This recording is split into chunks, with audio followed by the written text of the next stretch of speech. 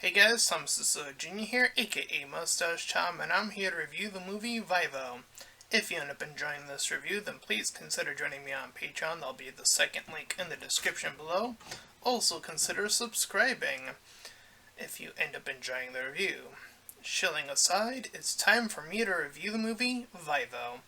So, this is a Sony movie, which apparently I don't know if it's true or not. This was like dropped from DreamWorks or something or other. I'm not sure if that's entirely true. I read that somewhere, but this is a Sony product, which I find very fascinating, as this movie plays very much like a classic Disney movie. Uh, and I'll say this.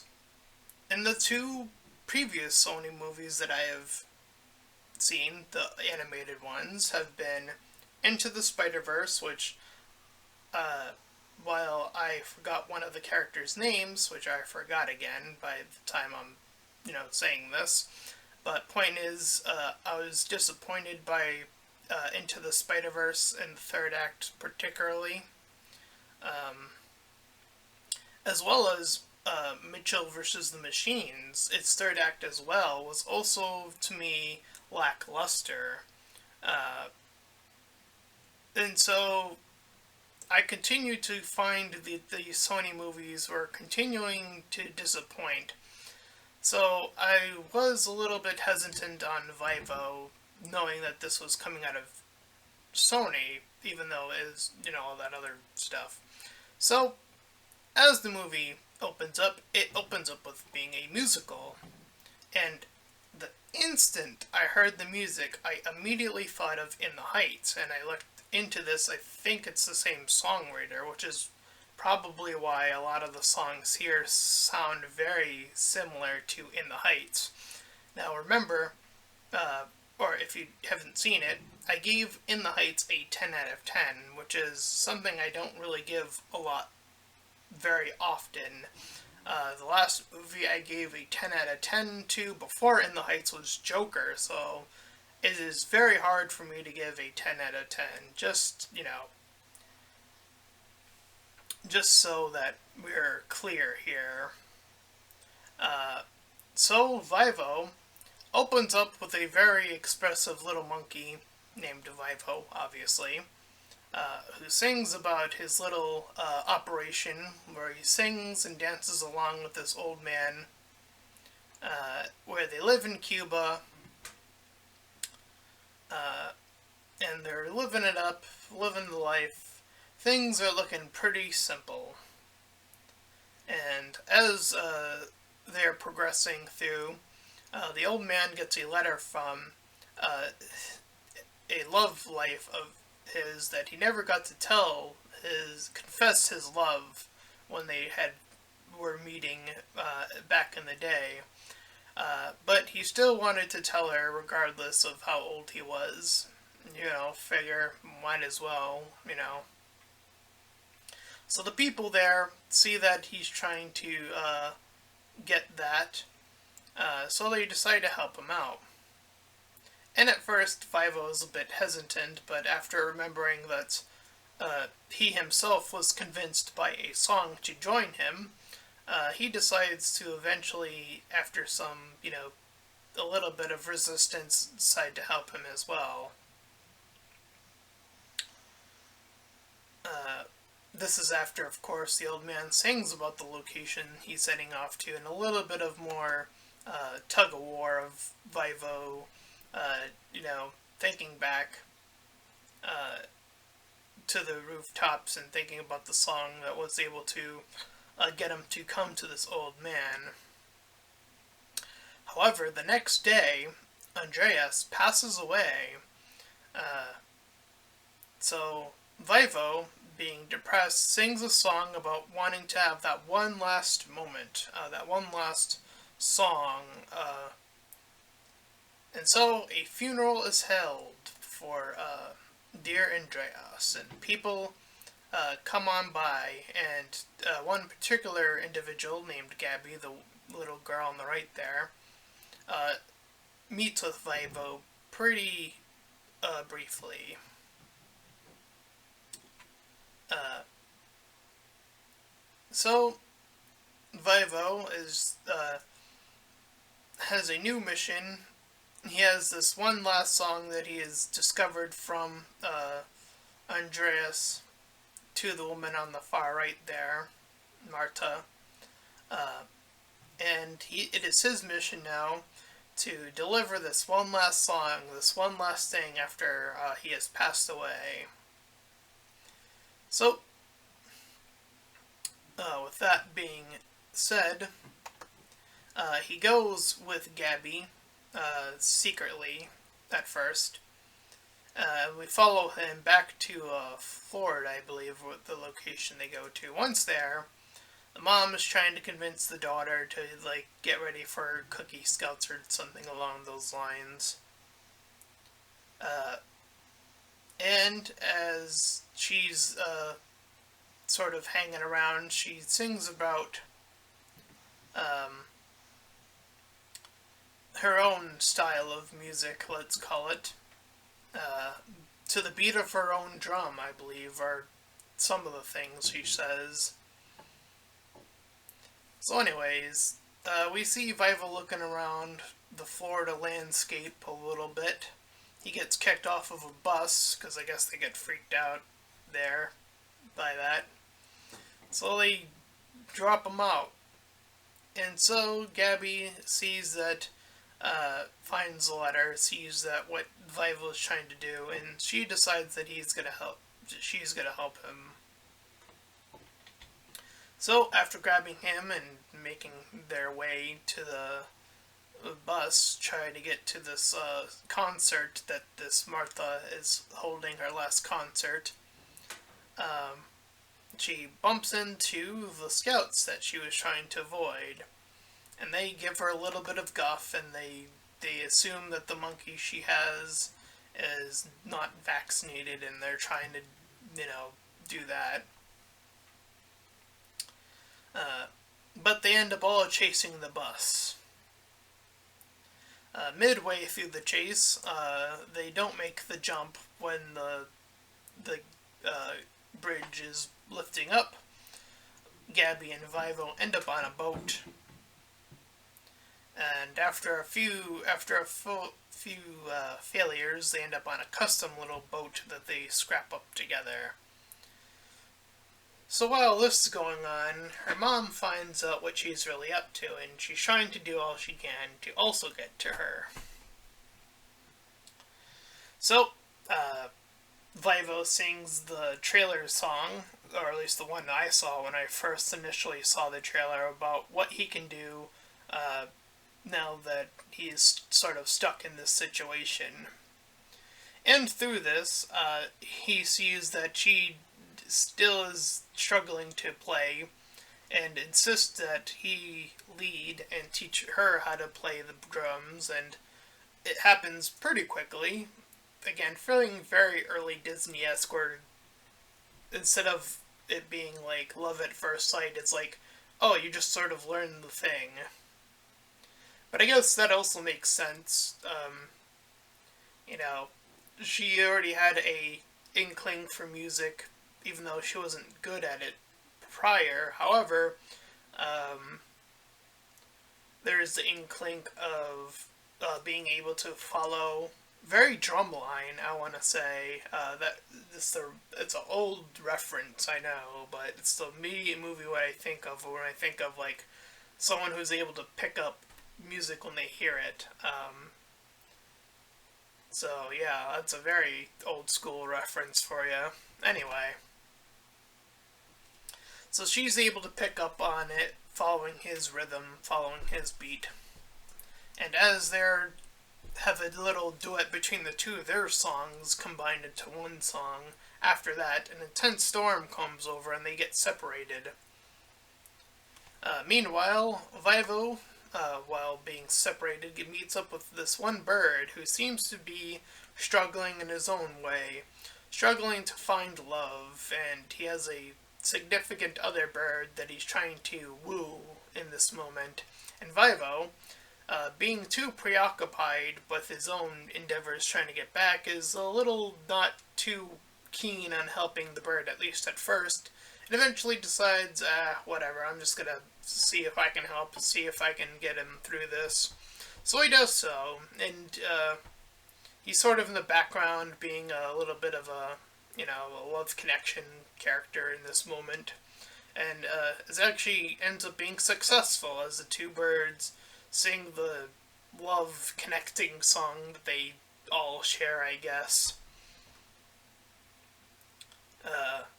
But Vivo gets left behind, at least in that moment. So, meanwhile, Gabby sees the scouts, and the scouts have her paper. They have the song. They were holding on to it during their little raft, and then I guess they came across it at some point. So they're holding her accountable, trying to get her to find Vivo, while Vivo is now dealing with, after the birds have left, a big giant snake. So Vivo barely manages to escape, with the birds coming actually back to his rescue. They catch him in the air, and they sing I forget the word for it, like a purposed version of the song. And so the two of them sort of carry him along to Gabby. They see that the snake has found the way to the scouts and the girl. So Vivo, learning to improvise from Gabby, distracts the snake once more, and he sings about it while tricking him into coiling himself into a big knot. However, the song that they are trying to get to Martha has now been ruined. And we cut to her in the meanwhile. She finds out the news that her old buddy passed away. So, we cut back to our Gabby and Vivo. She's like sort of singing pretty badly, different from drums, it's singing now. So he plays the flute to get her back in the rhythm, and she memorizes the song lyrics while he memorizes the tune of the music. So, using their combined skills, they are able to recreate the song and go over it. So they're trying to rush over to get to the song to Martha, the remade song. And the mom is trying to catch up to them, knowing where they went. However, as Gabby makes her way up to Martha, they get separated because there's a door that is locked. So now Vivo is by himself, and he goes to deliver the song by himself for the time being. So she reads it, and she's like, wow, this means a lot, obviously.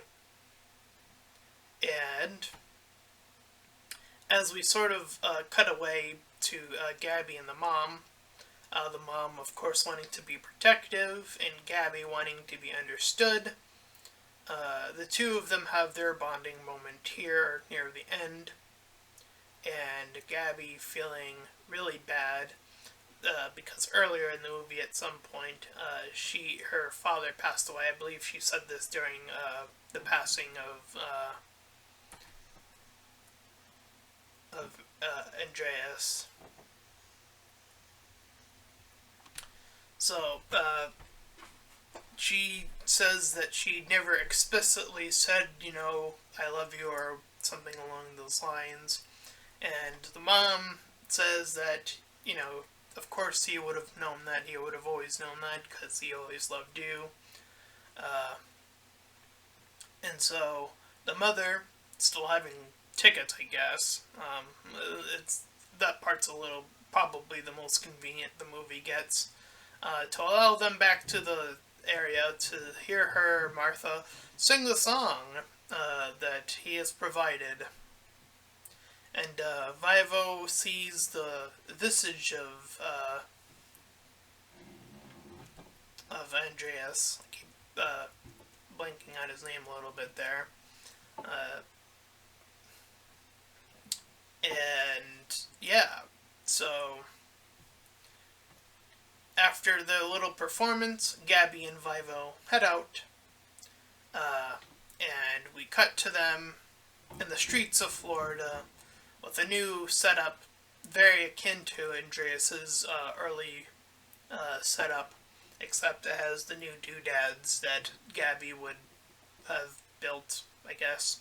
Um, and they do a little bit of a big finale musical, incorporating a lot of the things that they went along the way to get to this point, and how the way of music will continue to flow and ebb as the movie comes to its beautiful ending. And I must say, I think that this is Sony's best movie so far. Period. I think this is better than Into the Spider-Verse. I do think that. I think that this is better than Mitchell vs. the Machines. I do think that. I think that, again, this is Sony's best movie currently. Again, I think that this is competing with Disney, and I'm talking about early classical golden age Disney here. And that is an impressive feat considering when you ask probably the majority of people, when you think animated, when you think big movie, in general, you tend to usually think of Disney first. I think that's a safe, objective thing to say. Usually, I think that would be the standard. Like, you'd be like, "Oh yeah, Disney, of course." Like I think most people would know. Uh, DreamWorks, I feel like, wouldn't get that as much. It does have its big franchises. I'm not trying to say that that's the case, but Disney obviously has a very strong hold on what people expect. So this is Sony stepping up to Disney, I feel like, and I say, bring it on. I say Sony, go for it. Step up to Disney, because Disney, I feel like, needs this competition right here, right now, and you're bringing it. So this is a big stomp on Disney to be like, hey, we're here, and we got some, some bumpin' music. I'm talking about In the Heights, like, that jammy music. Uh, that very rappy Hispanic music as well. That it feels very in the vein of In the Heights. And it's very kid friendly, I would say. Obviously, you have to deal with a character passing away, which again feels very classical Disney, right? Um, and dealing with that, and the character not officially coming back by some magical means, but more in the heart of coming, remaining there. Uh, and, the character is being affected by it and dealing with it in a meaningful way.